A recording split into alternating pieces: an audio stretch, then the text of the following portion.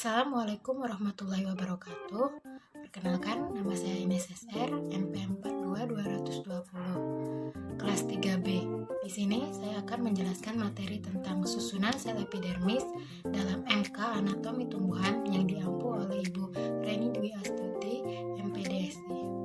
Baiklah, kita mulai materinya mengenai susunan sel epidermis. Sebagian besar epidermis terdiri dari sel yang boleh dikatakan tak terspesialisasi, sedangkan sel yang lebih terspesialisasi tersebar di dalamnya.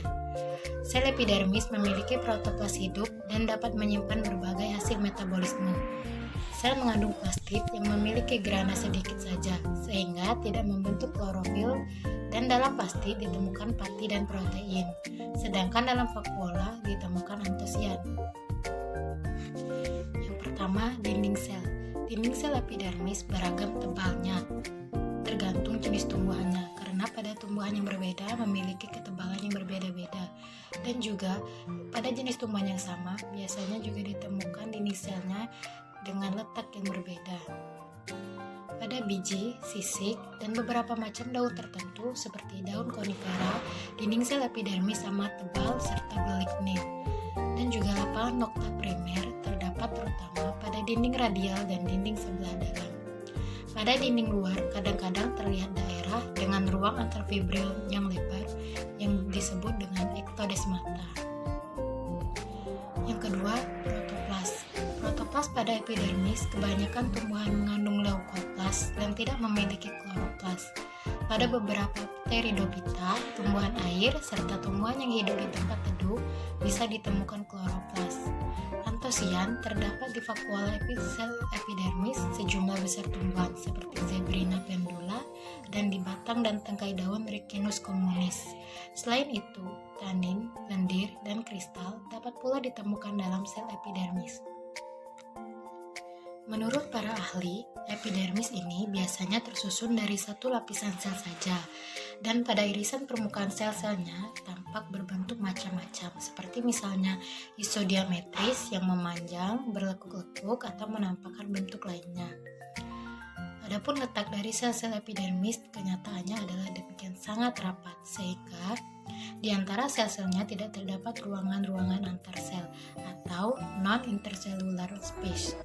Kenyataan bahwa adanya protoplas yang walaupun hanya sedikit melekat pada dinding-dinding selnya menandakan sel-sel epidermis itu masih hidup. Dan vakuolanya yang besar terdapat di bagian tengah berupa cairan sel yang berwarna atau dapat pula tidak berwarna.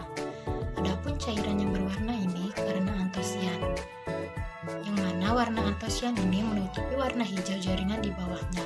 Dengan demikian, pada daun misalnya tidak akan berwarna hijau, melainkan akan berwarna lain seperti ungu, merah darah, kuning, dan lain sebagainya.